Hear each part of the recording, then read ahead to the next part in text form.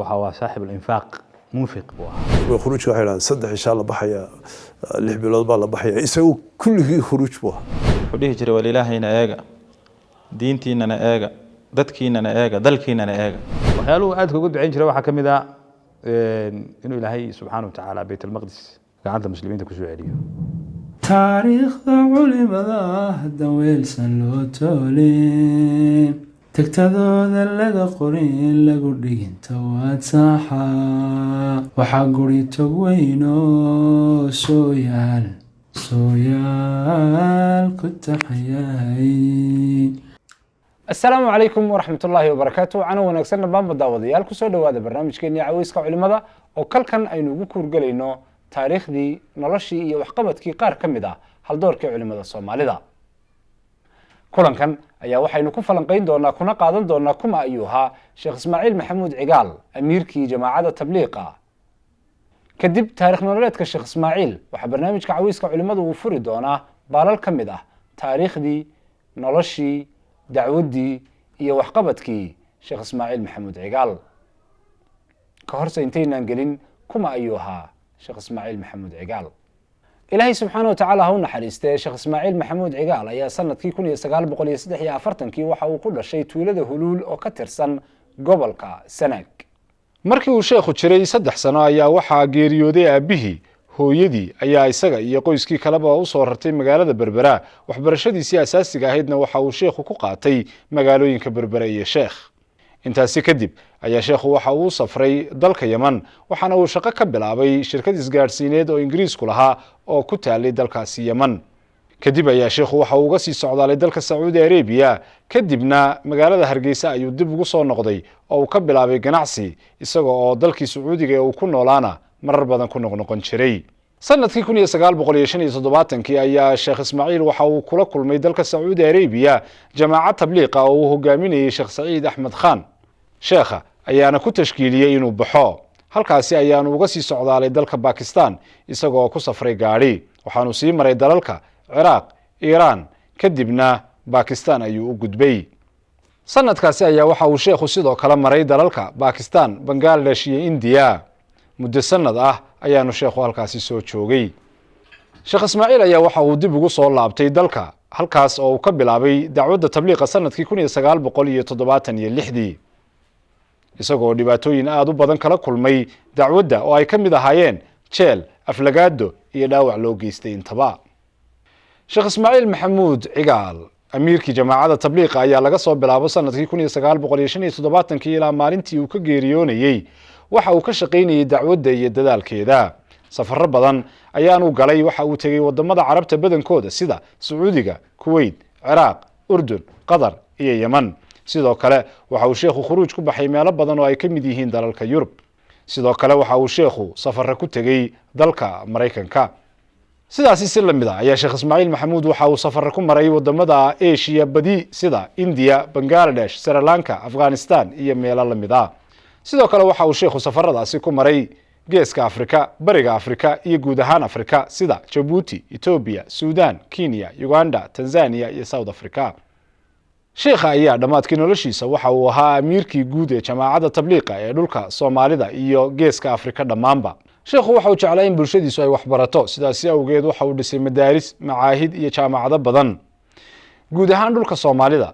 ayaa waxa uu sheekhu ka dhisay maxado iyo madaaris sidoo kale waxa uu dhisay oo dadaalkiisa ku soo baxay 3 jaamacadood oo la isku yiraahdo Shamsul Ulum oo ku kala yaala magaalooyinka Hargeysa Muqdisho iyo Boosaaso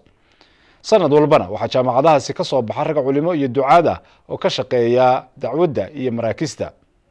Sheikh Ismaaciil ayaa muddooyinkii ugu dambeeyay xanuun u jiifay magaalada Muqdisho halkaasi oo markii dambe loo qaaday dalka Saudi Arabia Ilaahay subhanahu wa ta'ala ha u naxariistay ugu dambeyn waxa uu Sheikh Ismaaciil ku geeriyooday ugu dambeyn Ilaahay subhanahu wa ta'ala ha u naxariistay Sheikh Ismaaciil waxa uu geeriyooday xanuun ku soo bilaabmay horaantii sanadkii 2022 isla dabayaaqadii sanadkaasi ayaanu sheekhu geeriyooday sheekha ayaa waxa uu ku geeriyooday magaalada Jidda ee dalka Saudi Arabia kadibna waxa salaadii janaasada lagaga tukaday xaramka barakaysan waxaana lagu aasay xabaalaha Mucalla ee magaalada Makka Sheikh Ismaaciil Allahu naxariisto waxaynu maaragtay insha Allah ta'ala u rajeynayna inuu jannatul firdaws inuu ilaahay maaragtay uu ku cazumo halka uu geeyo maanta waxa xaramka agtiisa ku aasan yahay maaragtay yani fursadaana yar tahay inay cid hesha oo ilaahay subxaana watacaala uu ku galladaystay marka waxaan leenahay allahu naxariiso sheekha ilaa 74 ayaanu horta xidhiidh yeelanay waxaan ka mid ah jamaacadii ugu horreysay la baxday oo arabsiyaan u baxnay 3 cisho 3 ayaam magaalada qudheeda waan la yara baxbaxay qudheeda markii uu dacwadda keenayba wuxuu doonay calimataan buu halkii ugu horreeyey uu ka bilaabay ahayd marka jamaaca hagaagsan ma jirin laakiin jamaacada asaasiga waxay ka bilaabmi doontaa jamaaca weyn bay ayay ka bilaab markii ugu horreeyay uu noqon doono laakiin marka jamaaca aduu da iska bilow ahaa calimataan oo marka gurigiisa u dhawaa gurigu geli jiray oo dad ayna farax joogma maaragtay halkaan waa gurigan Shabeel halkaan dhiskan Shabeel ku yaal dhiskaasuu geli jiray sheekhu halkaas uu isaga isbeerbeer buu deelaan jiray berigi hore isbeerbeer loo marka baabishta soo ahaa uu dacwadda u go'ay soo aad u wanaagsan oo dacwadda aad ugu wanaagsan waxaan jeedaa baabishta soo aad u wanaagsan yahay buu dacwadda u dhaqaaqay Pakistan tagay India meelahaas oo dhan uu soo maray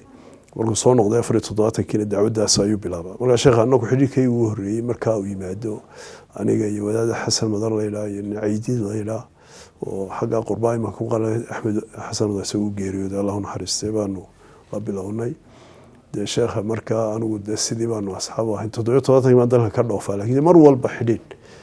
ayaanu sheekha lahayn 84 de waanu xididnayba sheekh insha Allah taala oo maaragtay de qarabad maaragtay cailiya baana dhaxmartay ilaa imka alxamdulillah insha Allah taala de qoysku ma kamid aha markan dambe sheekh Ismaaciil raxmatullaahi calayhi wuxuu ahaa shakhsiyad ilaahay aad u jecel dadkan ilaahay jeclaysiiyay subxaanahu wa tacaala aniga markii sheekha iigu horreysay kolley macrifo waan u sii yar lahaa laakiin macrifada anadu meeshay xoog uga sii bilaabatay waxay 99kii masjid al-hidaaya masaajidka waxar cadde muqdisho ku yaala markaska dacwada kolley sheekha waa la ii soo farfiiqay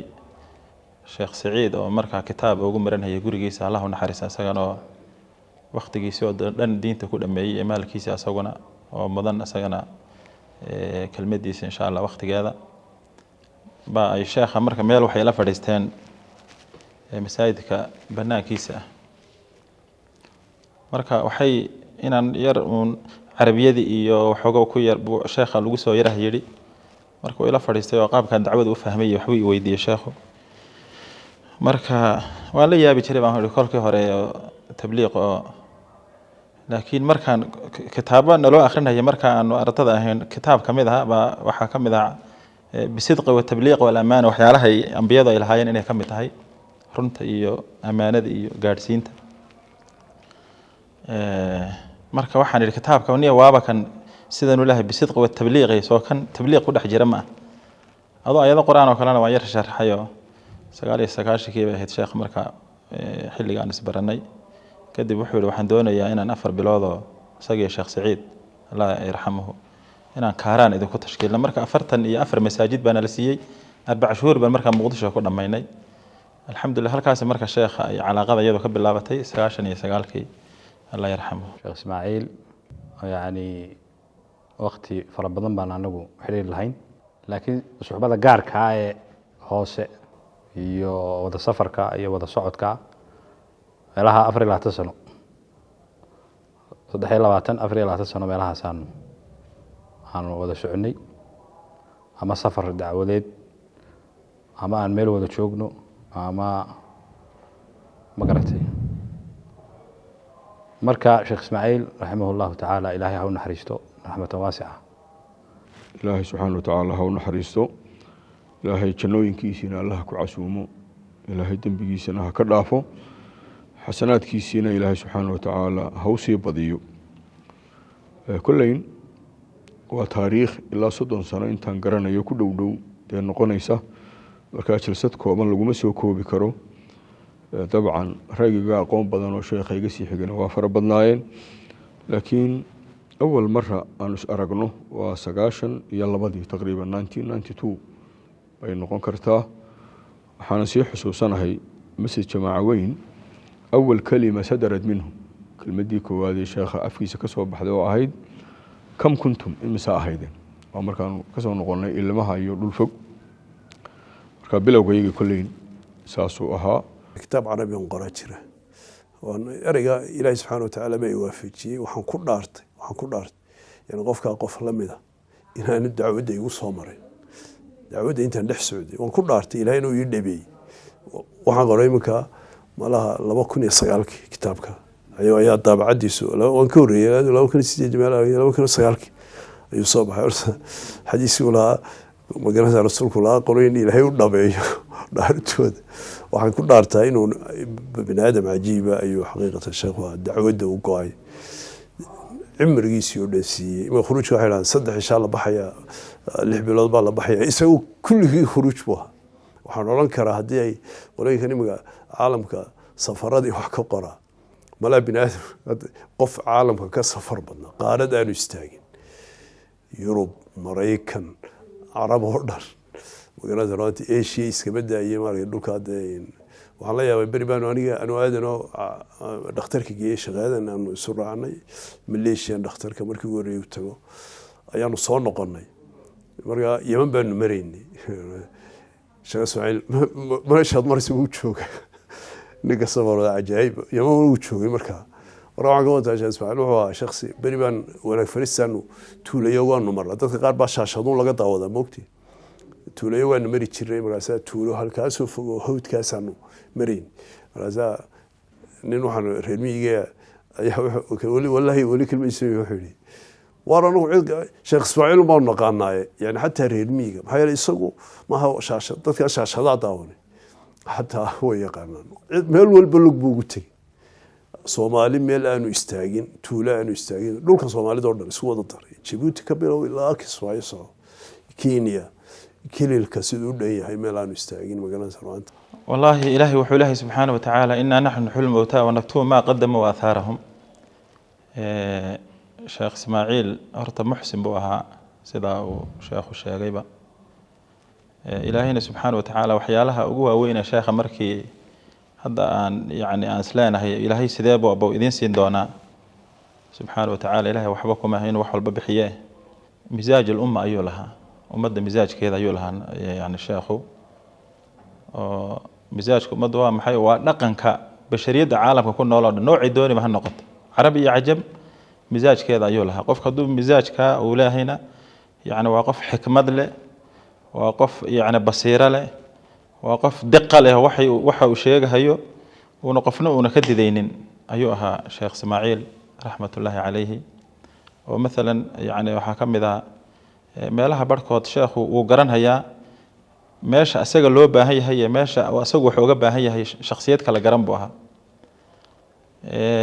shakhsiyad wuxuu ahaa madaxda hadalka ku munaasabka ah u soo jeediyo oo odhan hayso ma jaamacad buu uga soo baxay markuu madaxda la hadlayo oo kale hadallihiisa waxaan ka xasuustaa wuxuu dhihi jiray walilaahayna eega diintiinana eega dadkiinana eega dalkiinana eega shalayna maada joogin berrina joogi maysid kursigan ilaahay ooga baq ayuu ku dhihi jiray hadduu fuqarada la hadlahayo hadalkoodii hadduu culimada la hadlahayo hadalkoodii hadday dadkan uu la hadlahayo carab ay yihiin carabta hadalkoodii hadday cajam yihiin cajamta hadalkoodii hadday dad afrikaan yihiin afrikaanka hadalkoodii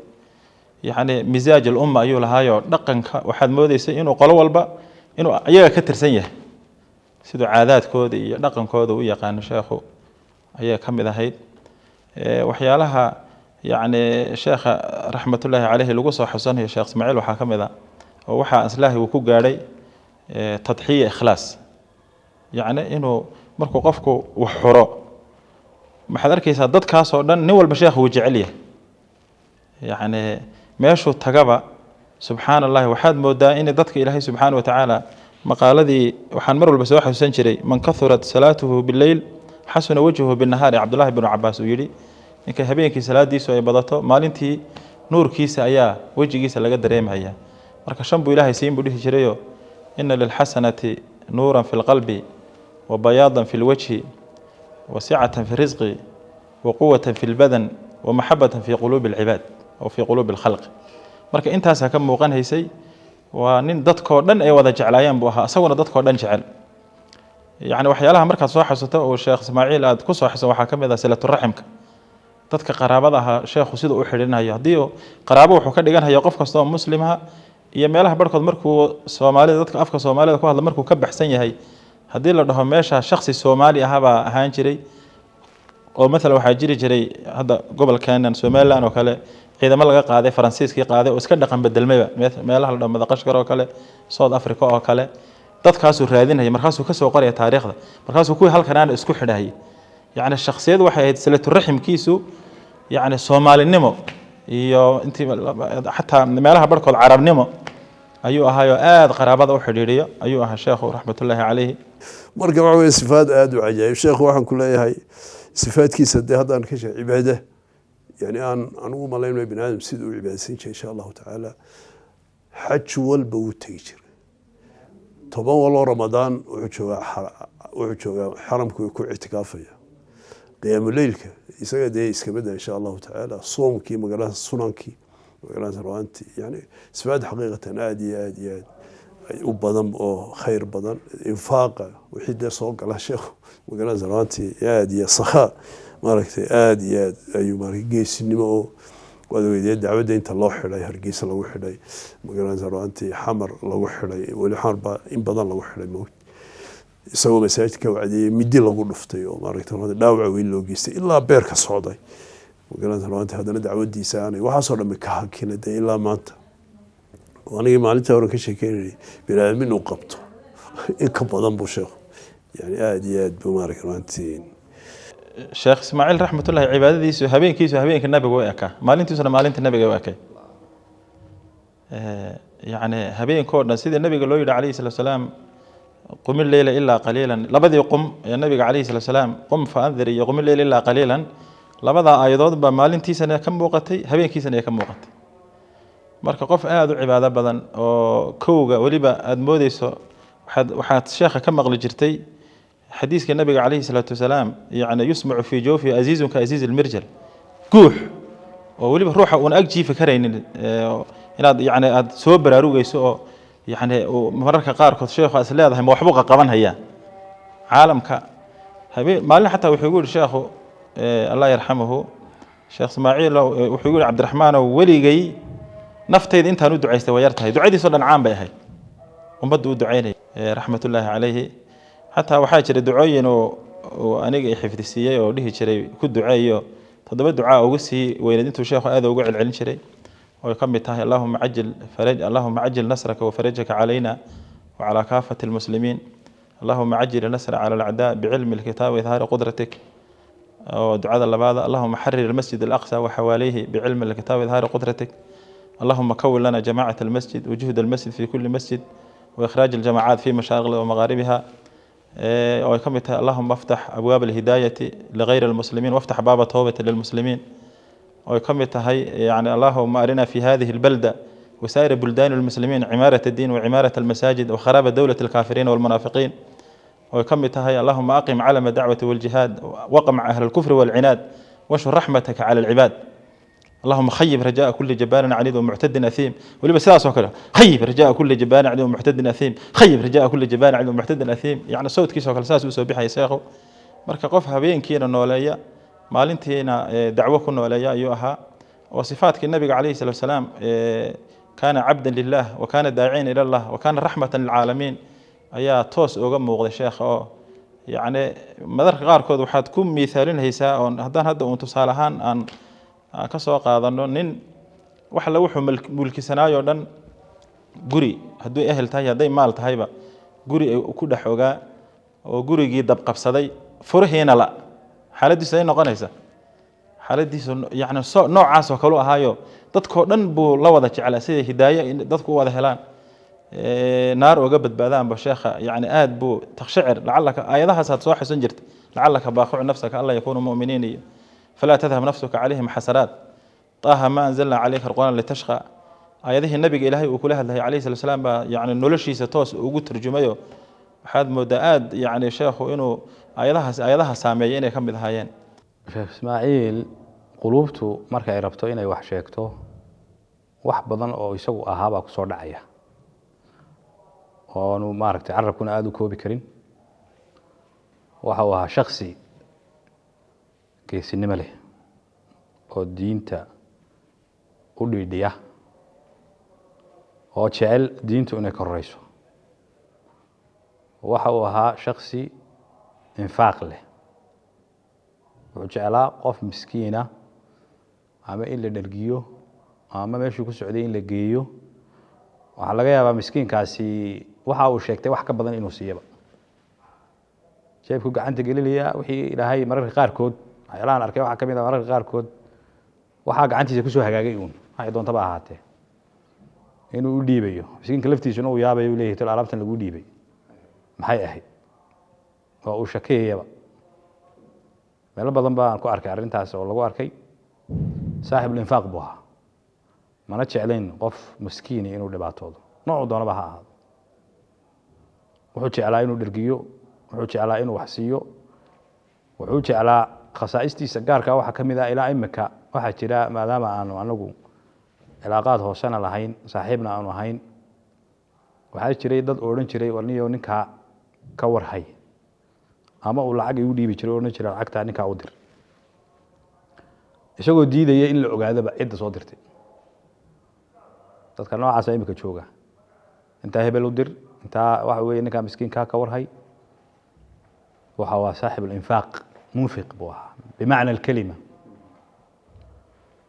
wuxuu ahaa nin cibaado badan mararka qaarkood marka la wada safro oo aan wada soconno dadka qaar baa waxay odhan jireen qolka uu isagu joogo ma seexanayno qol kale waayo isagu hadduu kacaya iyadoo raggu soo daalay oo safar dheer la galay oo ay arrintu adag tahay oo qof isdhaqaajinaya aanu jirin ayuu dhinaca dhigayaa waa taagan yahay marka cibaadadiisu aad bay maaragtay u badnayd xataa fi safari walxadar waxyaalaha la yaab kale ee xusida mudan waxaa ka mid ah ducadiisa aad u badnayd kaana saaxibu ducaa mararka qaarkood ducadiisu afraad buu carabka marin jiray ilaahu hebel hebel ilaahu hebel kaa kale ilaahu hebel kaa kale yani wuxuu jecel yahay in uu dadka qaar uu carabka mariyo oo magacooda xuso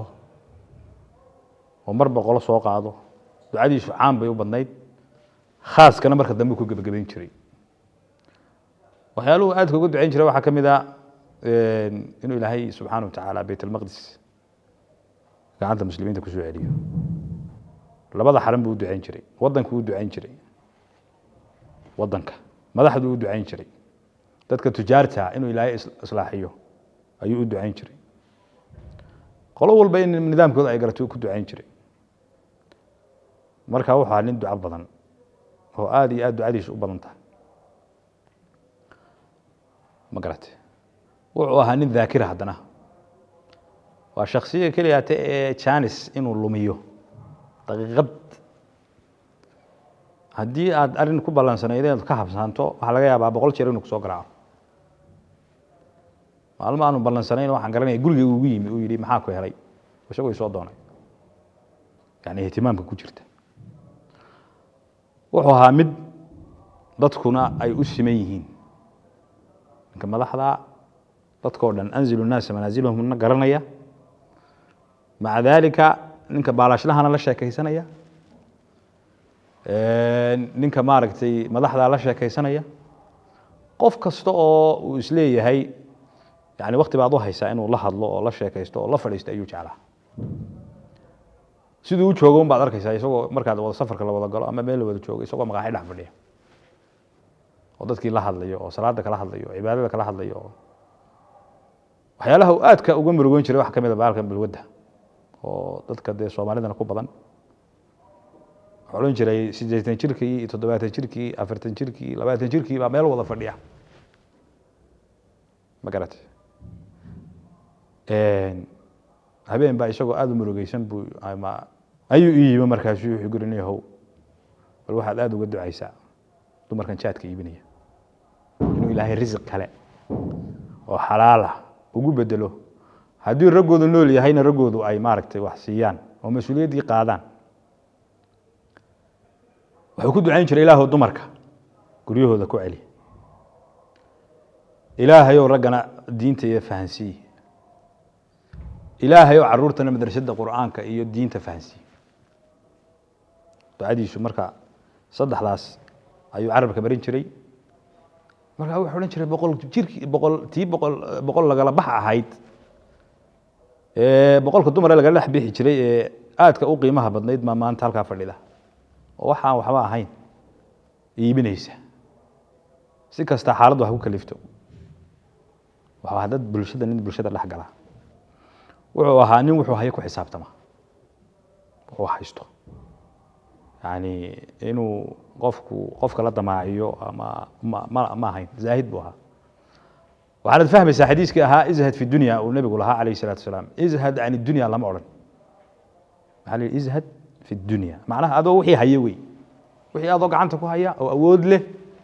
ayuu isagoo leeyahay mee waxaad degaysaan meelaha qaar markaan tagno hotelka 5 starka deg oo markaas uu oran jiray maya anagu ma degayno markaas uu oran jiray sheekhu muu iska fasaxo waa badaalle maya waxaanu degaynaa buu leeyahay halkayga masaajidka aan seexan waxyaalaha xusida mudan waxaa ka mid ah hadduu maanta yani qof iqtisaadi ka fikiraya ama dhaqaale adduunyo ka fikiraya uu yahay wax badan buu qaban lahaa tog lacagaa hormaraysay maca dalika umuu maaragtay jeedin waxaanu jeclaa maca dalika isagu haddii meel la iskugu yimaado sifaadka la yaab kale ee aan ku arkay waxaa ka mid a walow ninka ugu maalka badan ha joogo meesha haddii meel la iskugu yimaado wax la cuno haddaanu qofkaas isagu casuumadda samayn safarna lagu jiro qaafiladaha iyo safarada dacwadada lagu jiro wuxuu doonayaa inuu isagu wax bixiyo ma ogola inaad adigu wax bixiso ma ogola inuu qof kale oo meesha joogaa wax bixiyaana ma ogola wuxuu rabaa anaa bixinayo taagan yahay waanu kaaga horeynaya weliba marka yani wuxuu ahaa qof qanaaco leh qof baahida isagu uu leeyahay aan cidna u sheegin buu ahaa waxaa laga yaabaa inaanu wax badan jeebkiisa aanay ku jirin maca dalikana uu faraxsan yahay uu leeyahay waxba igama maqna ama meelaan u socdaa ama meelaan maaragtay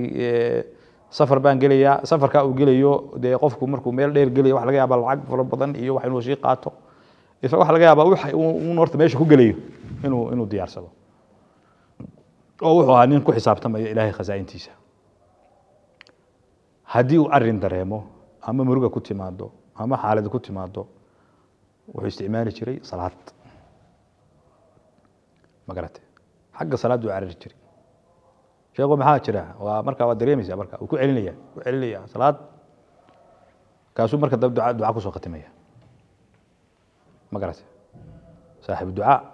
yani xasuustiisu waxyaalaha la yaab kale waxay kamid ahayd ducada kamid ahayd waxa uu ahaa nin amru lmuslimiin haddii dhibaata ku timaado muslimiinta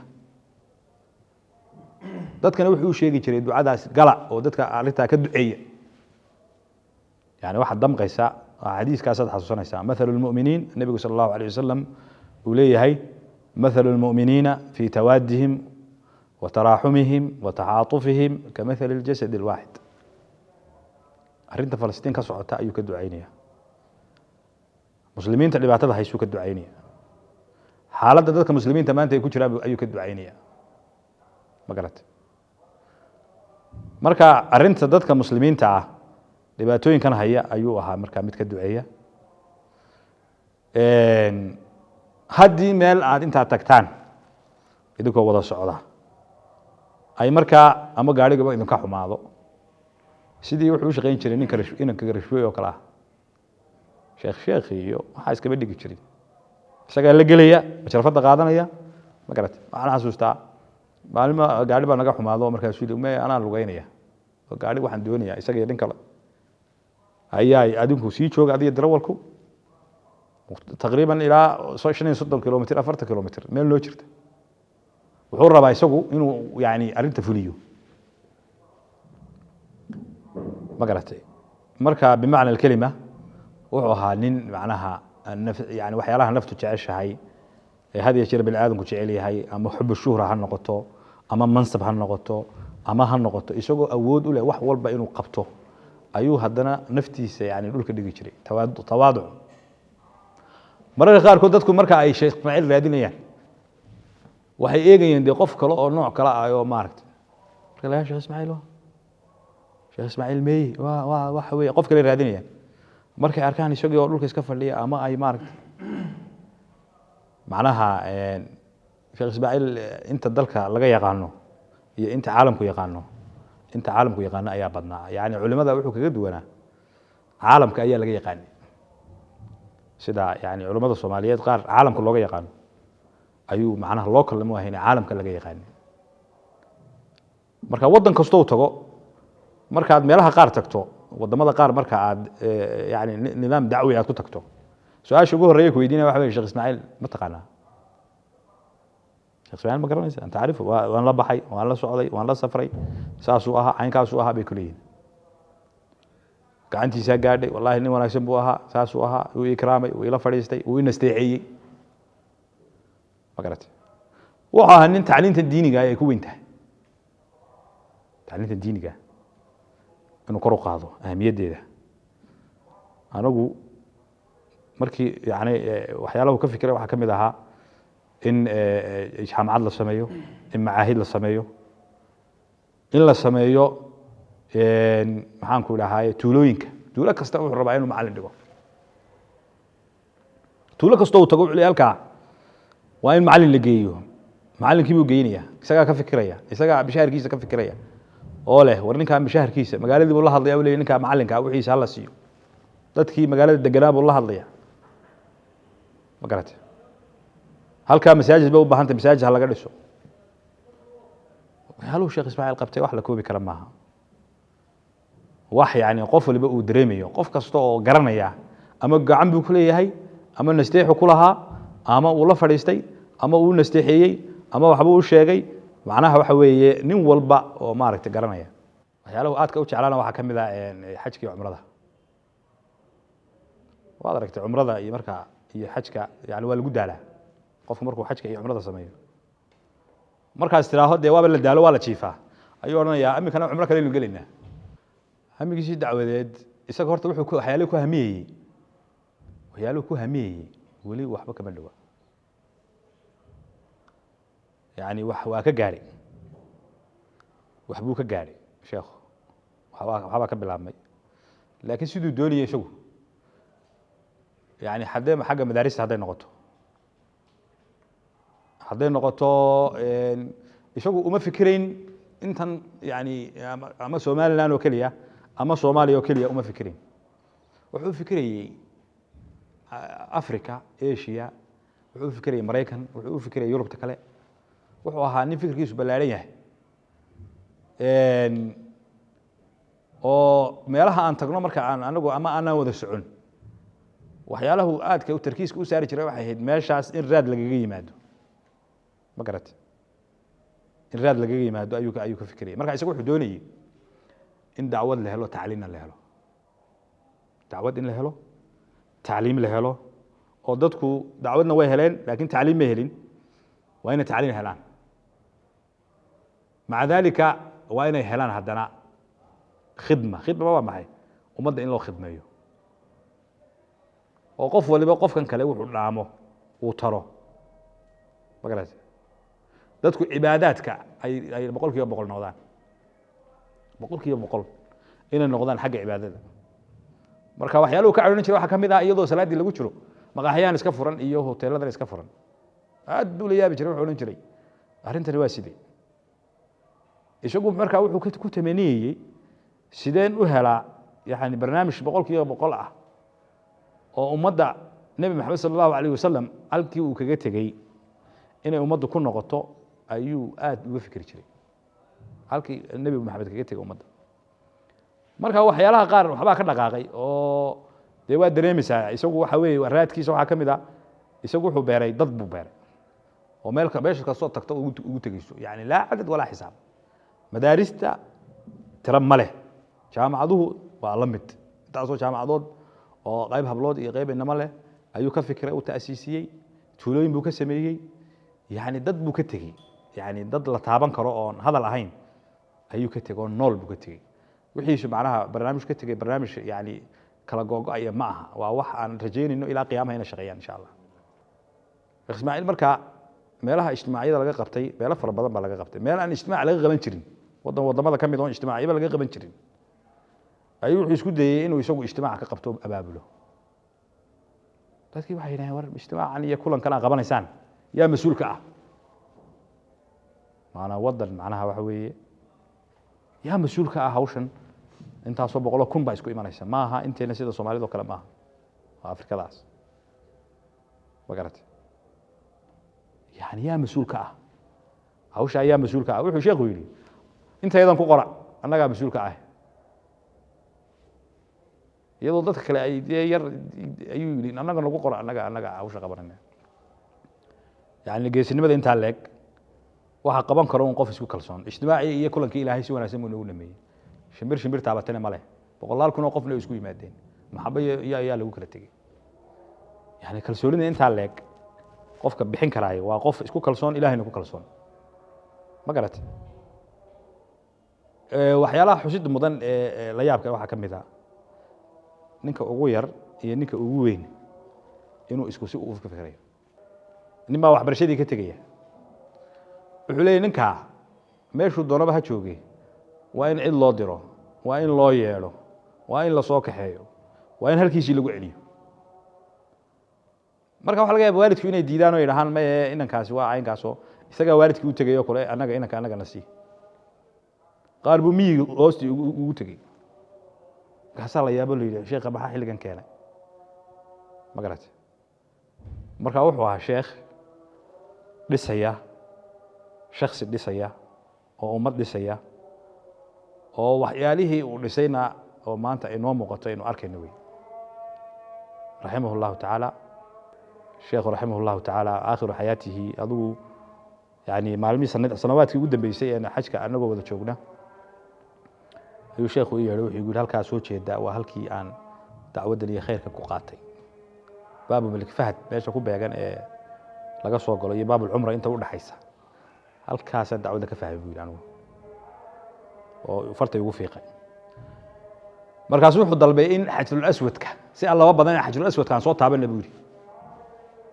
waa intii xanuunadan karoonuhu iyo aanay maaragtay ay dhaceen oon meeshii la xidhin xajarulaswadkii ayaan soo taabanay bisuhuula ilaahay noo fududeeyey annagu cidna riixin jaalis wanaagsan baanu eeganay sheekhii markaa dacwaddii ilaahay halkaa uu ka fahansiiyey arrintiidii waxay noqotay inuu ku soo khatimo ilaahay noloshiisa ugu soo khatimo goobtii lafteedii uu ku ducaysan jiray inuu ilaahay ugu soo khatimo intii ka dambeysayna dhaqaaqu halkaa ka dhaqaaqay dee waa lala socdaa meelo badan oo meelaanu soo marin ma leh maraykan buu yurubtuu tegey maraykan buu tegey waxa weeye wuxuu tegey ciraaq wuxuu tegey kuwait wuxuu tegey baxrayn wuxuu tegey jaziirat alcarab oo dhan buu maray afrikadaas meelaha aanu marin waa yar tahay south africuu tegey ma garatay tanzaniyuu tegey kenyuu tegey wuxuu tegey meesha layaa uganda meel walba dadaalkiisii baa muuqda anu markaa dardaarankan ku dardaarmaya waxa weeye kolley waari maysida wara kaa hadho haddaad macnaha waxa weeyaan qof walba adduunyada uu ka socdaa sheekh ismaaciil shaqadiisii maanta way socotaa waxaanu ahaa nin culimada yani waxyaalaha xusida mudan waxaa ka mid ah nin culimada yani u dhaxeeyo oo nin kastoo culimo ah jecel oo raba halkiisii inuu ku booqdo oo ka warhayo oo waxyaalahan samayn jirna waxaa ka mid ah inuu yidhaaho ina mari sheekh hebel baynu soo booqanayna nasdeexa ka soo qaadanayna la soo fadhiisanayna la soo sheekaysanayna waxaa laga yaaba inaan goor dambe ka nimaadno meel kasta meel walba uu tagana ninka sheekha meesha yani meeshaa joog goobtaa jooga ayuu markaasuu weliba ikraam iyo ka warhayn iyo maaragtay uu kaga imanayay markaad xasuusato sheekha waxaad xasuusanaysaa khayru nnaasi anfacuhum linnaas sheekh waxaan odhan karaa mumayasaadka faaqa can aqraanihi uu dadka kaga duwanaa waxay ahayd itcaabu ljasad iyo murugta inaanu raaxo marada u golaynin isagoo xanuunsanaya murhaqa aada u daalan haddana asfaar istaba jooga inuu qaadayo oo dee la yaab leh waxyaalaha cajiib kale waxaa ka mid ahaa maaragtay murugta iyo had iyo jeeraale taraa min malaamixi wajhi alxusun lilbashariya inuu ummadda ka murugoodo yani maaha calaa asaasi alaqaaliim iyo beled bal ee wuxuu dadka ku odhan jiray war qofka bini aadamkii yaanu soo dhaafin insaaniyadda haddana islaamnimada haddana shacbiyad haddana dalkiisa ugu yaraan yaanu hoos halkaa usii dhaafin waxyaalaha uu maaragtay gaarka la ahaa waxaa ka mid ahaa lexejeclada waxyaalaha gaarka uu la siiyaa waxaa ka mid ah ogaalka hoose calaa asaas xataa mustawa maalan dadka muslimiinta shucabta ay ku kala jiraan mid walba halkiisa inuu ku ogaa oo dadka aqoon hoose uu lahaayo mid walba tilmaan waayeel bimathaabati alwaalid alxanuun uu ahaa allahu naxariista sheekha waxyaalaha layaabka isaga iyo sheekhii kale cabdilqaadir insha allahu ay gaarka u hayn waxaa ka mid ah daakira qawiya jiddan laga yaabo 20 sano ka hor qofkii uu Kenya kula kulmay inuu magaciisii iyo mashhadkii intaba aanu iloobahayn ayay ka mid ahayd insha allahu runtii ma soo koobi karo marka aan tilmaamayana dee ma sawiri karaya laakiin intaan ka xusuusto ayaa ka mid ah waxaa ka mid ah waxyaalaha gaarka uu la sii ahaa sheekhu alxirsu cala almabda inaanu wax gorgortana diin in la faafiyo aanu ka geli jirin waxaa ka mid ahaa yani xub almuminiin walbuqdu lilkafarati walmalaaxida had iyo jeer dadka muminiinta inuu khayr la jeclaa gaala nacayb aad baan u xusuusanaya arrintaas gaala nacayb iyo qabyaalad iyo tacasubka iyo qaxoontiga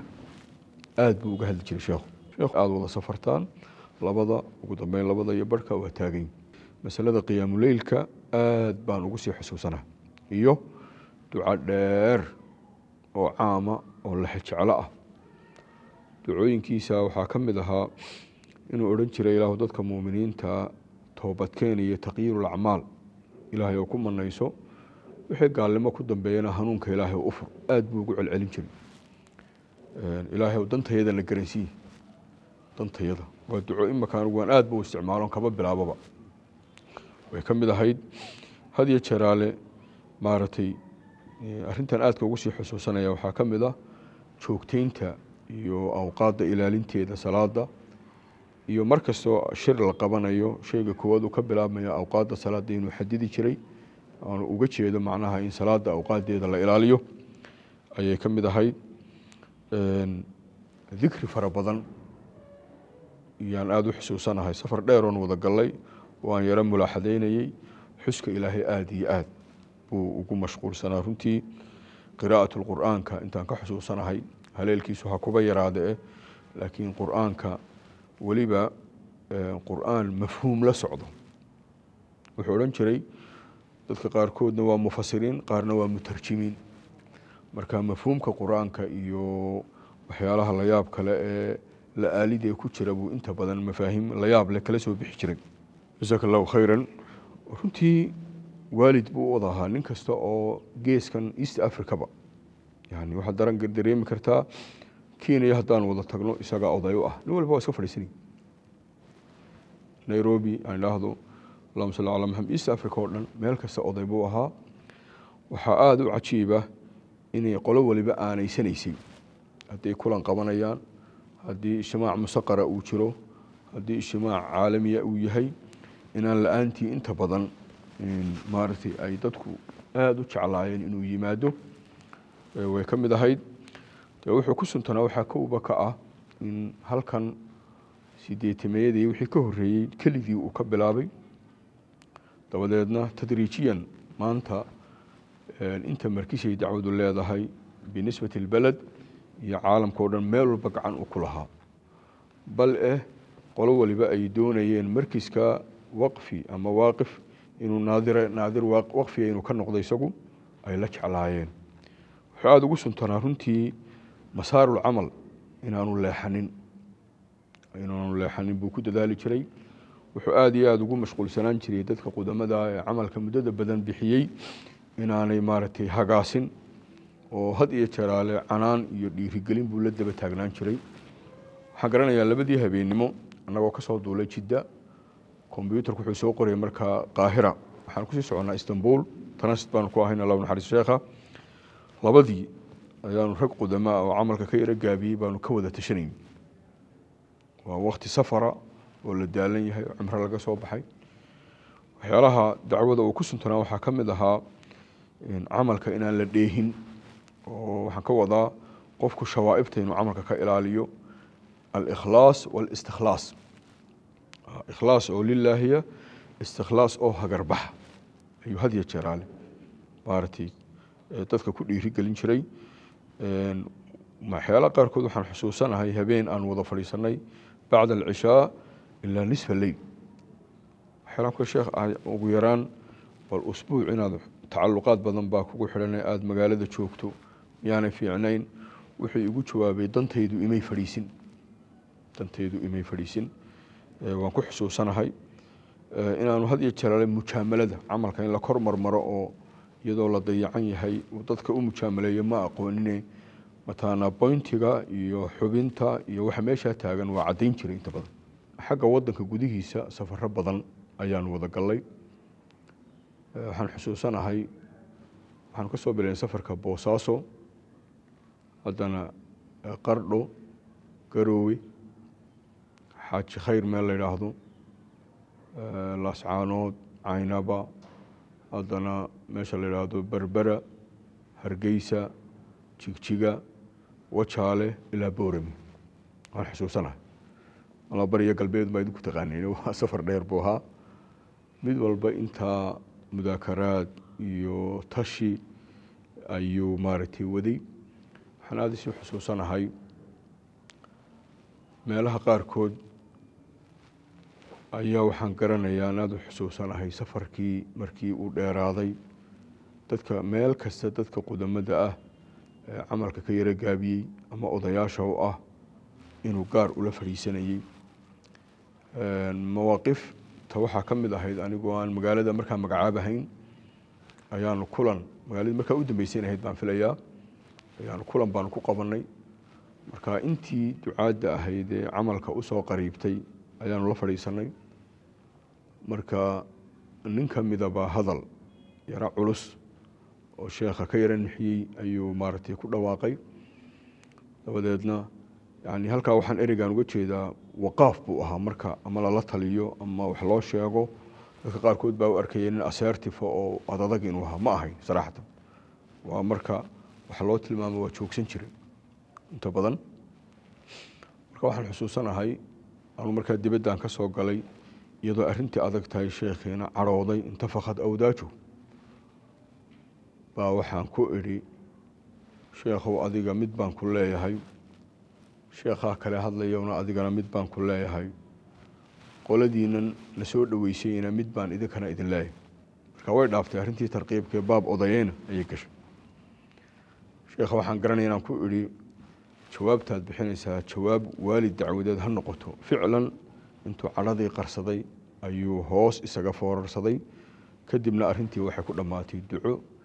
iyo mataqaana maali taqbiil ayaadi waxaan sii xusuusanay mar kale safar baanu ka wada bilownay meesha la yiraahdo Jigjiga waxaan tagaynay Qabritaar isla Itoobiya ah gobolka maartay Qoraxay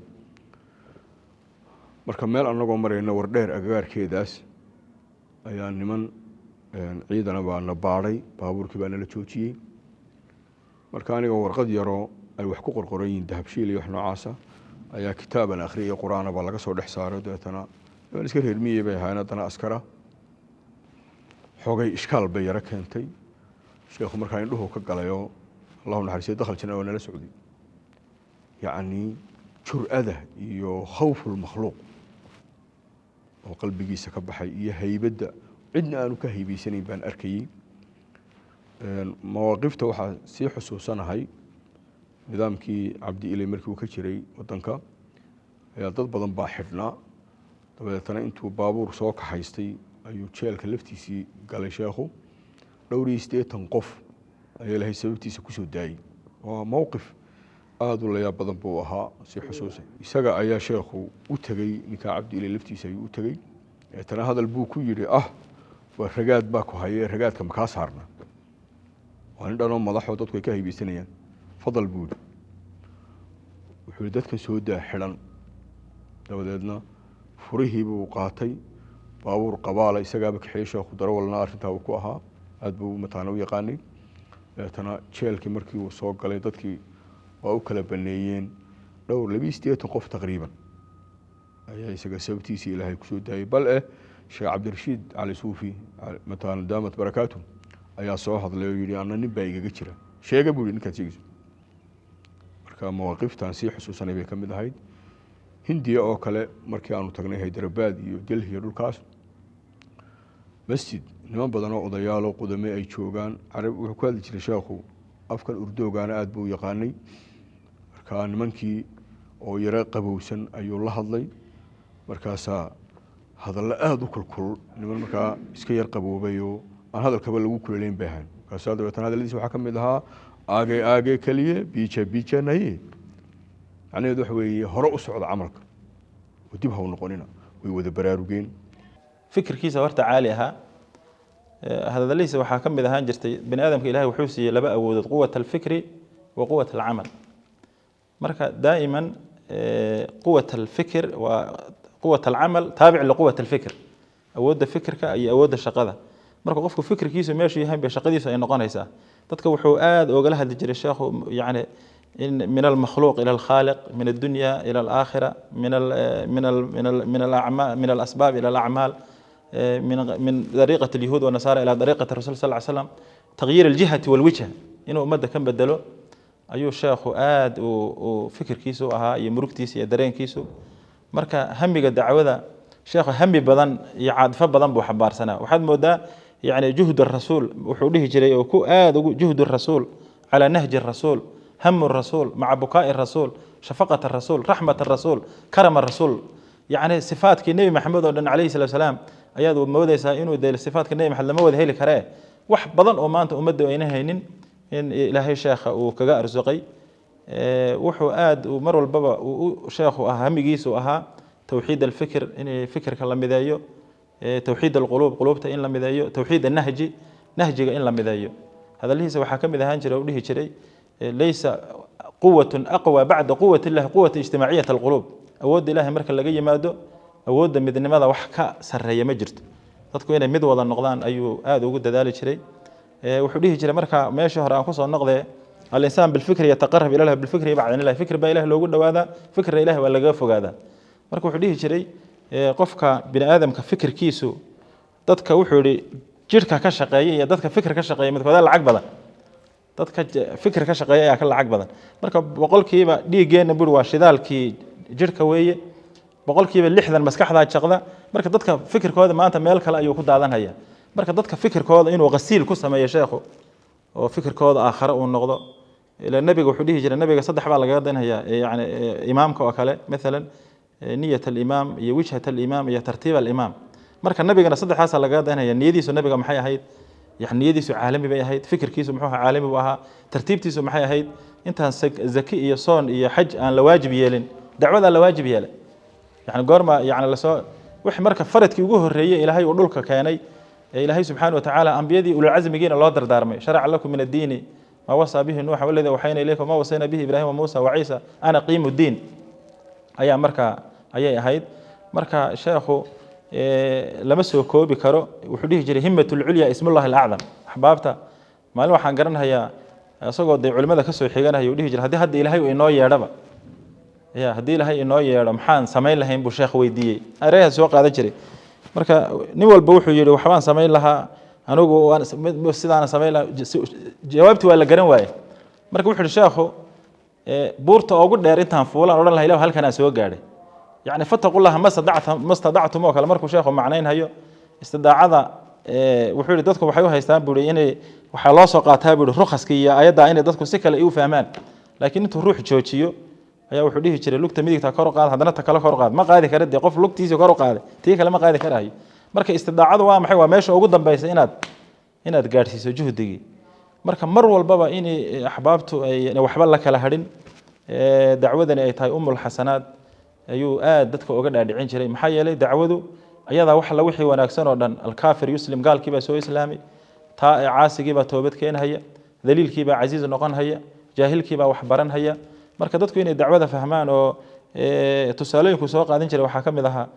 sheekhu wuxuu hadallihiisa kamid ahayd nin baa beer buu aad u fali jiray beerta habeenii maalin buu ka shaqeyn jiray beerta markii laga shaqeeyo beerta cinab baa ku yaala tufaax baa ku yaala burtuqaal baa ku yaala waxa cinab baa ku yaala beertii baa markaa sidaa u dhalaysa uu dhintay ninkii carruurtiisii baa ka tagtay carruurtu waxay ku mashquushay inay midhihii uun ay gurtaan markii beertiina ina ka shaqeyna marka de zaman kadib beertii waxbaa ka soo dhax baxay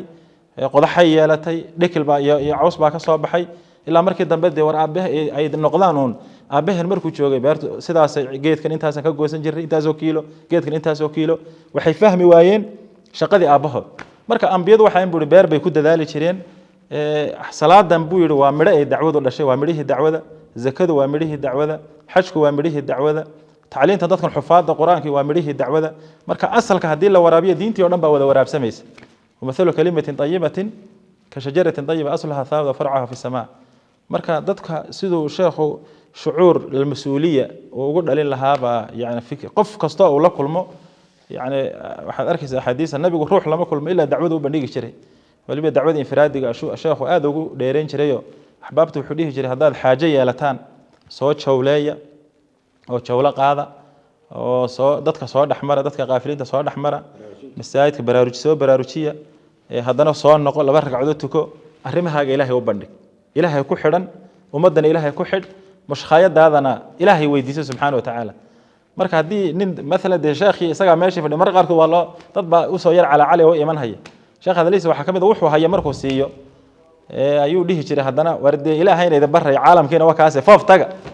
ayuu sheekha hadaliisa ka mid ahaydoo hala foof tago ilaahay wax laga qaato sida ilaahay wax looga qaato ayuu dadka sheekh Ismaaciil raxmatullaahi calayh aad u bari jiray marka fikirka sheekha lama soo koobi karo wuxuu dhihi jiray wala fikir kaliya haddana ma ahe infaaq alwaqti walmaal in fikirka haddana nafti iyo maalka meeshaad ka fikiraysa haddana la geliyo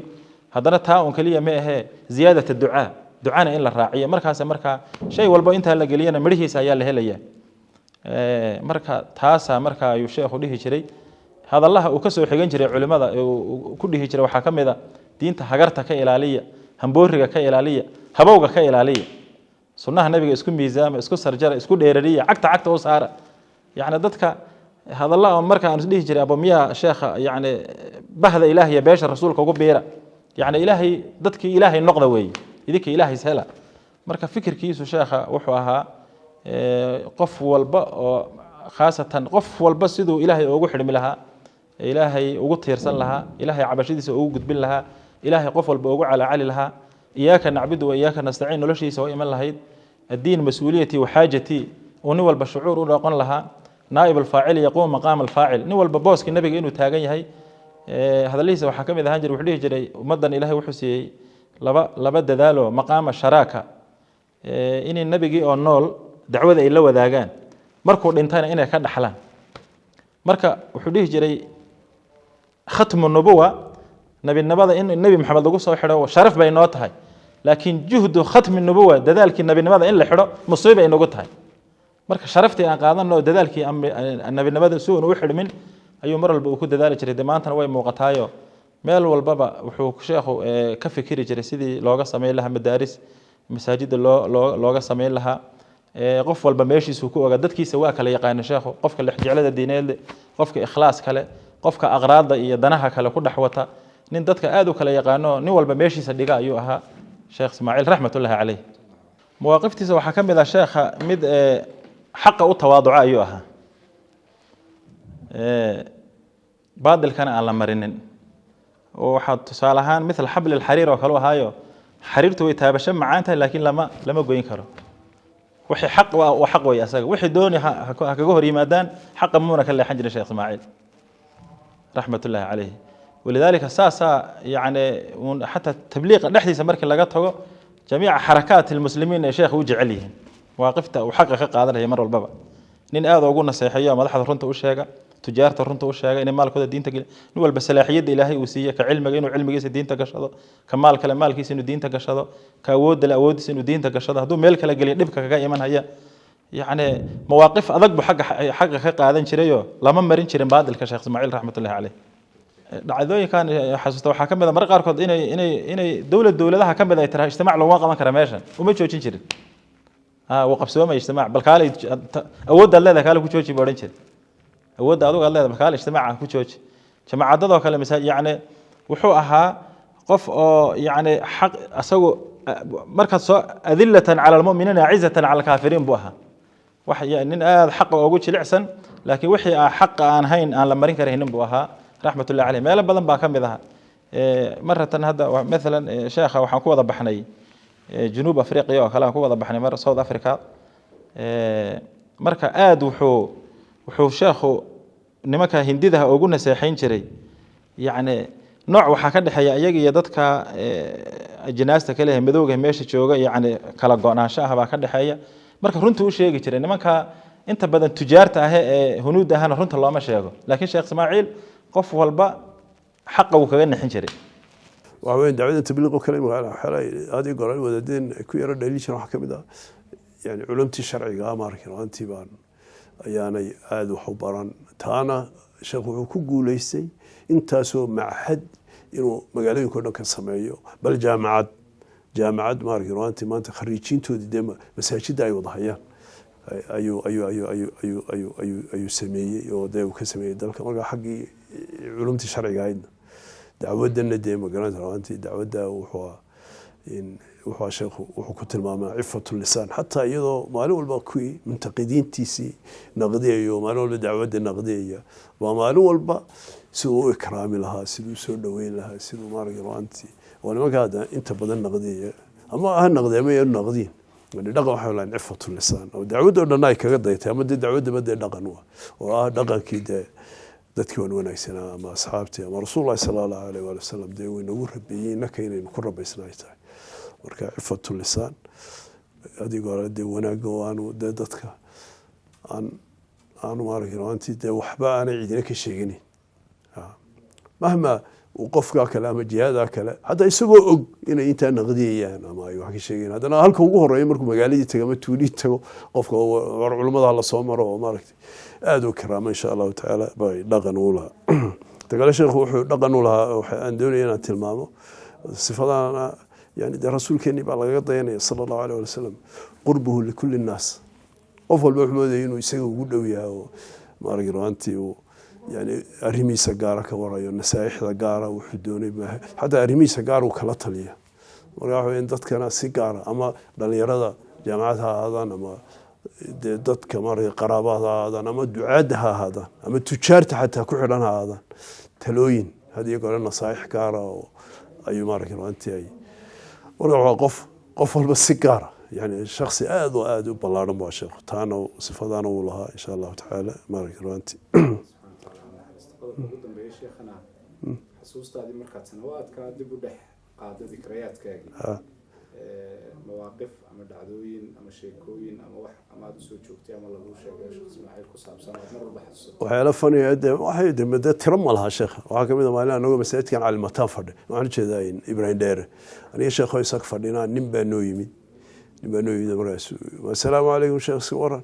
marka Mareykan buu ka yimid waxaan doonayaa sheekh inaad maaragtay anti markayska kaalay baan islaan markayska maan arag waxaan doonaan tago waxa uu markaas wuxuu yiri ma garanaysaa yar ay walaaleen buu ka sheekeen inankayagii aad berigii aad Mareykan noogu timid ay diskooga ka soo qabatay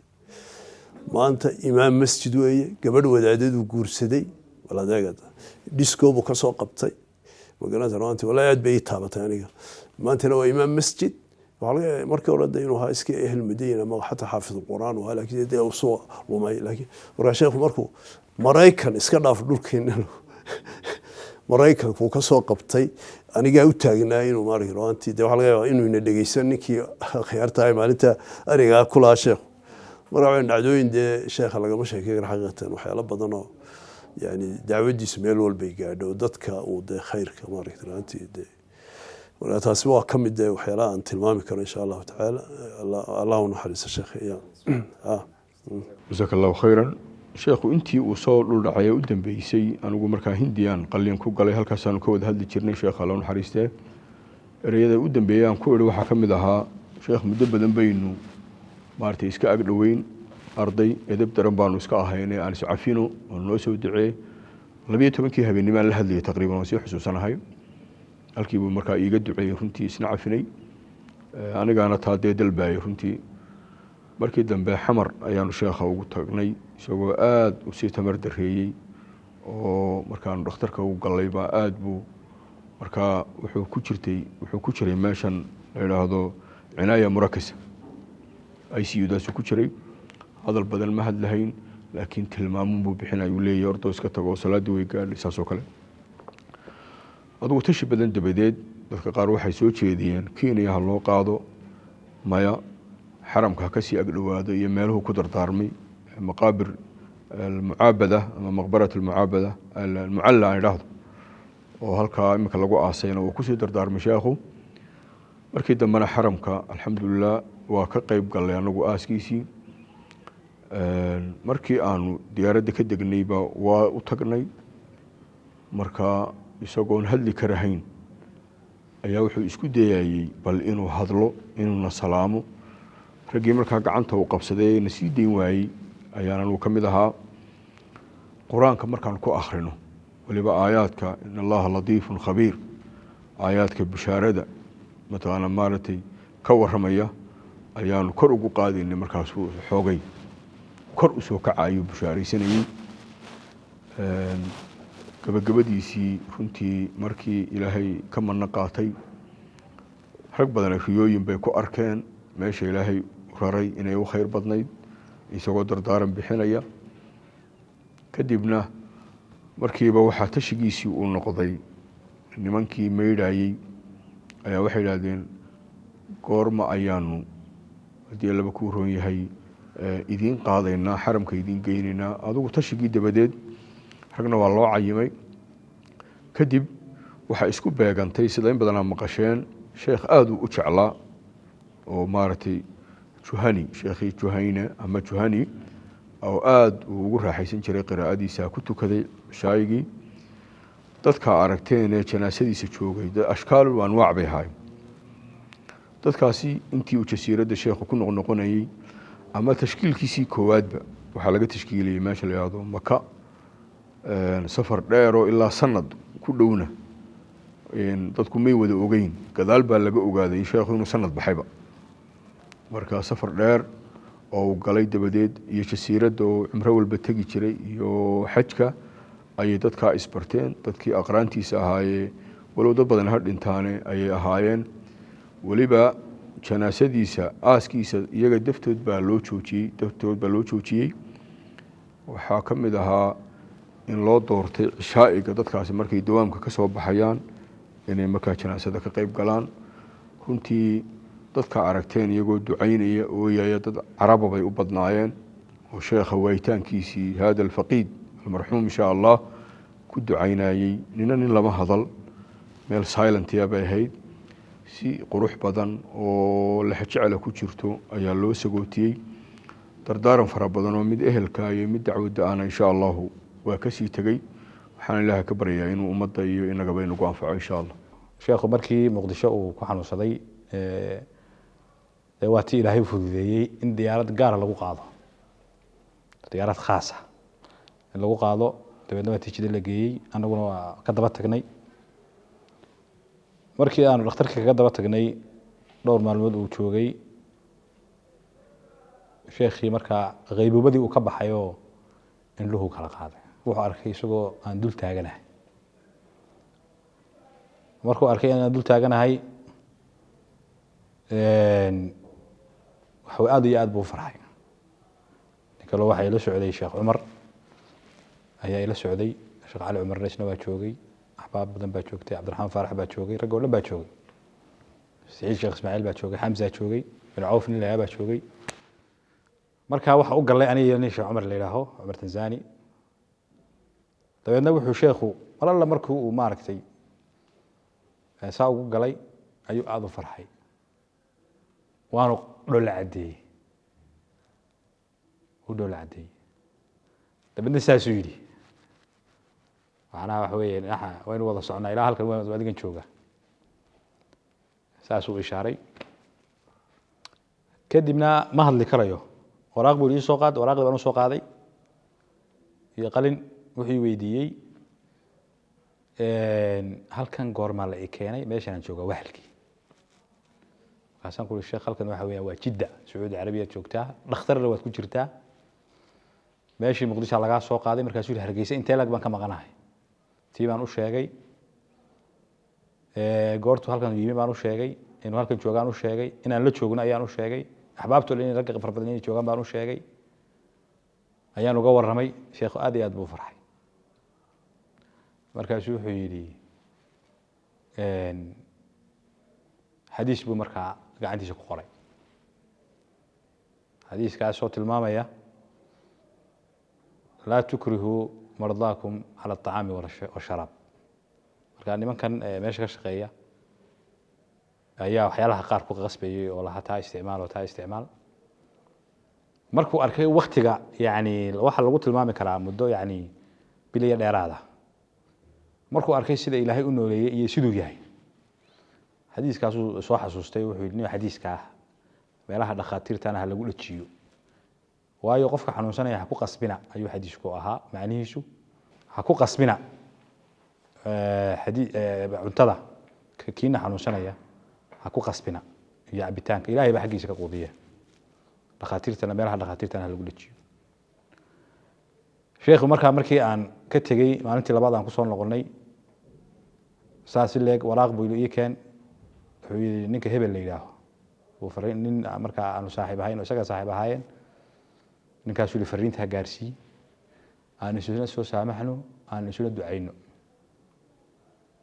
markaasuu yidhi aan issaamaxno aan isuna ducayno axbaabtoo dhan kadibna sheekhu gacmaha ayuu kor u qaaday aad iyo aad buu duceeyey duca dheer isagoo markaa sariirta jiifo oo ay xaaladduba ku adagtay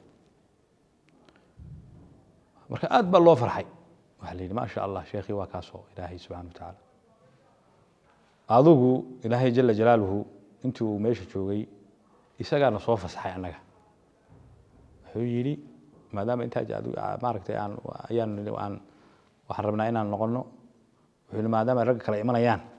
idinku noqda oo laabta sidii baan ku laabannay xoogaa markaanu joognay baa tiisii baa ilaahay ka dhigay ilaahay haddana wuxuu i waafajiyey inaan haddana sheekh qabrigii maalintuu dhintay inaan soo baxo oo aan intayo markaa la maydhay oo la diyaariyey aan ugu imaado waxyaalaha xusida mudan qubuurihii oo markii saa maaragtay loo keenay carabiya cajamba ay joogeen ay murugeysnaayeen ay u ducaynayeen yani halkaa waxaad ka fahmaysaa maqaaladii ahayd baynana aljanaa-is sida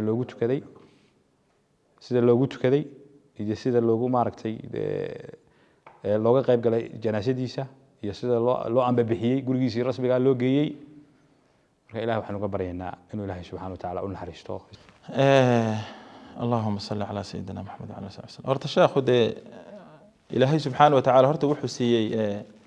isagoo 80 jir ah inuu sida 18 jirka u shaqeeyo arrintaana waxaa ugu wacnayd cibaadadii iyo ilaahay xidhnaashaha uu ku xidhnaaba ya xataa dad badan waxay weydiin jireen sheekhu caruurtiisu hadda waa yaryar tahay 25 ilmood miyuu ka tegey war sheekhu caruurtan goormuu dhalay baa dadku inta badan isweydiiyaan marka qaarkood 5 yaryar 6 yaryar baa kuusoo galaysa sheekhi wuu maqan yahay inta 24 saacba war waxaan goormuu dhalay dadka qaarkood isweydiinayaan habeenkaasuu ilaahay barakeynaya noloshiisoo dhan ba horta sheekha barakaysnayd oo ilaahay uu barakeeyey subxaana wa tacaala sheekhu markii muqdisho ku bukooday waan ku booqanay allah yarxamuhu hadallihii uu aad ugu celcelinayo sheekhu markii uu xanuunsanayay waxaa ka mid ah shuurada iyo shukriga iyo midnimada aad loo ilaaliyo dacwada inoo ballanaha saasuu dhihi jiray halkii uu wax ku joojiyey in laga sii wado ayuu sheekhu aad ugu naseexayn jiray nin walba sheekhu intuu la soo hadla habeen waxaan garanayaa anoo jooga jigjiga aan la soo hadlay telefoon malaha hal saac wax ka badan uu sheekhu naseexayin fara badan uu ii jeedinayay qaabkii dacwadii iyo nooca kililka say ooga socon lahayd Ethiopia oo dhan Ethiopia dadkii sabab ku ahaa buu kamid ah Sheekh Ismaaciil meelo badan buu sabab ahaa laakiin ijtimaaciyaha hadda ijtimaaci Butaajara ka dhacay ee ugu horeeyay sheekha furay 150 baa ka soo qayb gashay kii ka dambeysay 250 baa ka soo qayb gashay 124 oo 4 shuur baxday baa joogta yani Addis Ababa gudaheeda ku nool madrasa weyn hadda 2,000 xufaad ay gaadhayaan baa ku nool acmaasha ka socoto dhan wadankaas tujaartoodii waxoodaba Sheekh Ismaaciil fi saxiifati Sheekh Ismaaciil way ya ilaahay subxaana wa tacaala marka sheekha anu kale badhay baan ahay waxba igu soo dhacdhacee nin baa yidhi bal wax ma hayo su-aashun baan ugu roonahay sheekha markii uu tagay jidda daamad raxmatullaahi calayhi adugu muddan sheekha la joogay iska waxooga u ah oo culimada qaarkood iga soo horeeyeen laakiin muddadii ugu dambeysay sheekha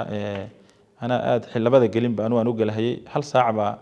sheekha meesha markuu uu ku jiray hal saac oo aroortii ah iyo hal saac oo gelika dambe ah iyo maalinta jumcaha oo 2 saac iyo badh ay ka dhigeen oo labadii gelin bay isu keeneen marka halka sheekha markaan ugu galay inta badan quraankan ku akhrinay maalintii ugu dambeysay sheekha ilaahay wuxuu na waafajiyay inaan suuratul baqara iyo aala imraan iyo yaasiin ko 10 yaasiin meelaha inaan sheekha ku akhriyo markii dambe sheekhu ummadda sidan baan u qabay sidan hadda ay culimada qaar kood u xidhaan maadaama meeshaan joogno Sacuudiga saasaan u qabay saasuu yiri sheekhu uu ishaaray inaan yaani duubka xidho yaani waxaad ka dareemaysaa Umar bin Khattab radiyallahu anhu markuu sii dhiman hayay nin dhalinyaraha u soo galay marka mawaaqiftiisii buu ka sheekeynayay ma dhukira al-adl illa wa dhukira Umar cadaalada lama soo xasuusan illa Umar baa la soo xasuusanayay nabiga kaleey sallallahu aakhir salaati yaani markii uu Umar bin Khattab marka wuxuu lahaa dhalinyarada markuu ninka dhalinyarada markuu soo galay uu ka sheekayay sifaadkiisii waad fiican tahay buu laakiin kor u qaado sarwaalka kor u qaad dacwo bixinay nabigu markuu sii dhimanay salaada waa malakada iimaanukum sheekh Ismaaciil markuu sii dhimanay dacwo bixinay yaani duubka xidho waa dacwo ducee waa dacwo waxa sheekha aayadaha aad bay aayadaha barkood markaad ku aqrinayso يعني آياته الرقية مركان شيخ أنكو أقرنها إنه كله إن آياتها بركض إن للمتقين مفازا مركان تراها سائل تجرك سوق لي وهران يكسو علي فمن آمن وأصلح فلا خوف عليهم ولا هم يحزنون فمن اتقى وأصلح فلا خوف عليهم ولا هم يحزنون ألا إن أولياء الله لا خوف عليهم ولا هم يحزنون إن الذين قالوا ربنا الله ثم استقاموا فلا خوف عليهم ولا هم يحزنون يا آيات كرا إن شاء الله مركان شيء دوناي حق حسنك يا إحسانك كهلا يؤذوا فربنا ayuu markii sheekha la soo hadal qaadaba wuxuu dhihi saas oo dhan haya ku soo celi buu ku oran haya markii dambe sheekhu gacantu soo qabtay oo u dhaweeyay Allah yarxamahu waxaad ka dareemaysaa marka jacayl fara badan oo dadka ahbaabta qofka u soo galaba inuu sheekhu ku dhagdhago oo jecel yahay inuu wuxuu dardaarmo oo doonayo xurqadii ku jirtay asaga iyo fikirkii ku jiray iyo murugtii ku jirtay iyo dareenkii iyo laxawgii diineed iyo murugtii diineed inuu kugu wareejiyo uu doonayo oo kale هذا اللي هي سوى حكم إذا هنجري وبقول سنة كهر ما ينجرين بقول سنة كذب نجري ما إنه وهذا وقع العلة يوديه جري كتاب كاجا ني با إلا نقرأ كتابك على ورن دوناي كتاب كاجا وحكم مروج لي هاي سكوا قرن ما لين تقيامها كتابك وحكم مروج لي هاي سكوا قرن مركا وحو إيش يا مركا شيخة دعاء دير بمركز دم الدعاء يقول أسوون آمين بولها دعاء دو ديرا ما لين جمعان ويا هيد مركا وانكسر بحي شيخة أنا أقول دم بيان وما لين هي أحبابتها waxaa dibadda nagu sugahayay ina Saciid oo khayr Allah siiye duca badan sheekha kala haday iyo Abu Bakar wiilkiisii oo asaguna Mawlid Saabaha Hamza oo asaguna Mawlid Saabka aha labadii sheekha u khidmeynaysay Ibn Auf iyo Maxamed Yare iyo culimo kale Cabdiraxmaan bin Cabdiraxmaan Xaaji Cabdiraxmaan Faarax Harbi iyo dibadda marka ay anigu sugahayeen anay sugahayeen maadaama aniga dhahan quraan ku akhri inaan soo baxo marka wii diiday sheekhu inaan baxo gacantu marba markaan baxis dhahaba gacantu igu dhagaya ودرين ومركها ودريم هي وحبو دون هي وحبو مركها قلن إيه كان بيقول الشيخ إنه وحقرو دون هي مركها غسيل الكلى وشيخ لوجو سمين هي نك مصر جهابا يروح وحبها هدهودي من قبل دي ويجي سودي بتغلنك ورقد أنا ورر هذين هي بيقول إسكده هذا وحبا مركها ما أنا وحبا كقرن لكن نوع دردارن كها يدرين هذا الكيس أمر والبابا لا إله عربك الشيخ ما يستاجن سو عربك وقللن يهي أو تبوين يكوشران هذانا أفر إيه لباتنك ساعة مطيع ذاكرة يؤها يعني الله كوع على هي نمكي حتى مركي شيخ وحويش نكي مصري جاها شيخ عبد الرحمن وحي يركض بشيخه كامل بين بيقول يعني ماكي ماشي شوقي أنت هو بسن هي نم بيرورت إنه قد بلان لكن أنا جو حن كو رجوين هي يعني أنا لين هي مالن عصر قبيل المغرب جمعة ينو شيخ مركا ونف بحي كدي من أرورتي ده وحارنت مستحيل كأيضا أها السعودي كاه مستحيل كوحوية روح جدة كل انتهي إن ما كان الله قاضي قبل حادثة الحرم حادثة الحرم كده على كدب وحن كيا بمركز سعودي وحيالها أنا هذا وقف فرح كم ذا هيد وفكرة أنا قد السيد وعناية سين هيان قابك ودنا قين شيخ حديثتي أنا قدتك شيخ لدقة هي ما كنت شري أفربان هين حديثتي غسل كوكوس أرورتو لما سيد ديار سدي هل حديث مين خلاف لما دكاترها وما له الديار سدين شيخ عوردي سمع أركيسد هدي أتسول أنا أفرا سوى البحثات لو جيس هلكا قاب وح رجع هي كلمة وحبا قلب يقول طلع جلين بس أقول الرجع يسلا هاي ورماشة من ملاك بقى شقينيس شيخي أنت وحد عذرك حديثي ولا قصة أوري مركز دم الضوء بحرين بابا السيدة أرمور لها إن الحمد لله نحمده يعني شيخ ماشى يعني نور ككب حي كدبنا يعني الشيخ رحمة الله عليه بعد العشاء waxay ahayd inaan 4 qof uun kula gallo oo meesha lagu tukado ee halka 4 qof bay u ogolaadaan laakiin ummadii ilaahay oo dhan baa wada jeeday booliskii iyo dadkii xaramka ilaalinayay oo dhan ilaa 1700 baan meesha ku galnay ay ka yaabeen sheekha oo dhihi jiray Juhani taraawixda markuu ku daba tukado sheekhu wuxuu dhihi jiray ninka ma dareemo yaani salaadiisa ayaa markaa intuu noo soo fiiriyo na salaamay ayuu markaa ka yaabay dadka meesha jira oo asagii baa ku tukaday oo sheekhu jeclaa mar walba salaadiisa uu jeclaaba asagii baa ku tukaday kadibna maashi maqbaradii markaa nimid Khadija radiyallahu anha waxaan ugu nimid ummad khalqun salaasil min albashar meel alla meel sheekhi la mariyo hadda marka qaarkood sheekh Abdul Wahhab la dhaho oo amiirka Pakistan ah jiray oo markii meel la mariyay wala waay Lahore laga soo bilaabo ilaa Reewan hatta ilaa Islamabad markii dambe helicopter baa sheekha soo qaaday yani qofku markuu dadaalo raadkiisa arkaysa dad ayagoo nool markay dhinteen nool dad ayagoo nool dhintay markay dhinteen laba koor dhintay waa dadka awaamirta Ilaahay subhanahu wa ta'ala ilaa sheekhi meel alla meel aanu marino markii dambe dadkiina laga kala hago qabrigii sheekha cinda sheekhu waxaad moodaysay marka ilaan hadda waxa kamid ah ducaada sifaadkooda dadka muuminiinta ee amalka wada inay jawla qaadaan haddana ay jawladii soo gabagabeeyaan waxaad moodaysay meesha sheekhu jawlada uu ka bilaabay inuu jawladii ku soo xiray ilaahayna qabrigiisa uu ka dhigay ya mar walba wuxuu dhihi jiray anuu aan ka maqlay ninka intuu xaramka yimaado quburul maalla Khadija aan booqanin muxuu ka yimid meesha يعني iyo saalix buurtii yani iyo imaaradii weyneed marka ayadana ay meesha oo dhihi jiray sheekhu hatta sayidka halkana laga dareebo yugu anu saas yugu yiri halkana laga dareebo yugu yiri marka aad nin saas ilaahay ugu soo xirayo yani hakada sidaas buu dhimashadiisa ilaahay subhanahu wa ta'ala ilaahay aan uga rajaynayna husn al khatima yakuu ilaahay yiri saabiquuna أولئك المقربون يكون إليه والسابقون الأولون من المهاجرين والذين تبعوهم بإحسان مركي ضدكي إحسان كرة عي مهاجرين أنصار إنه كم إذا هابن إليه وقرر جينا شيخ إسماعيل راتكي سنة الله بركة إلهي سبحانه وتعالى هون حريستو شيخ إسماعيل محمود عقال أمير كي جماعة تبليغا وحو وقتكيسي إيا مالكيسي إيا نولشيسي بأوهري فافنت الدعوة دا إسلامكا إساقا إيا علمدي كلا إيا جيدكاسي دير kala shaqaysay ummadda Soomaaliyeedna soo gaarsiisay diinta iyo dhaqanka suuban waxaynu Ilaahay uga baryeynaa in Ilaahay subhanahu wa ta'ala jannooyinkiisa uu ku casuumo